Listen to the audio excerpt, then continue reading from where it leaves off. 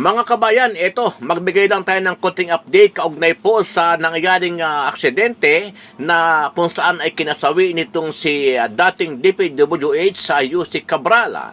Ito ay matapos kinumpirma ng isang residente na nakita niyang nakatambay sa gilid ng Cannon Road sa Tuba Benguet si dating Department of Public Works and Highways o DPWH Undersecretary Catarina Cabral kasama ang isang lalaki pasado alas 8 ng umaga nitong Huwebes, December 19. Ito ang araw at lugar kung saan natagpuang walang buhay ang dating kawani ng DPWH sa Bangin.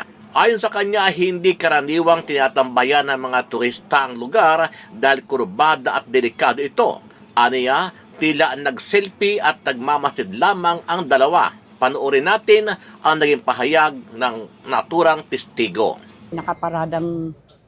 Nakaparada general na sasakyan sa dulo.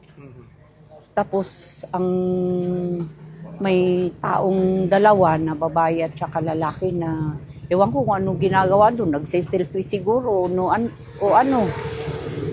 Nung i-scan ko yung mga Facebook, yun naman, sila rin yung nakita ko doon. Pasado anong oras po? Mga 8 and up. Pabalik-balik po sila, matagal sila doon. Hindi ko alam kasi, yun lang ang oras na sumilip ako. Anong oras po kayo sumilip? Yun na nga, 8, past 8. Oo. Nung nakita niyo po sa Facebook yung itsura, sila po yun? Sila, yung damit. Alam niyo po? Oo, yun na yun. So, kaya sabi ko, ay, siguro yun na nga.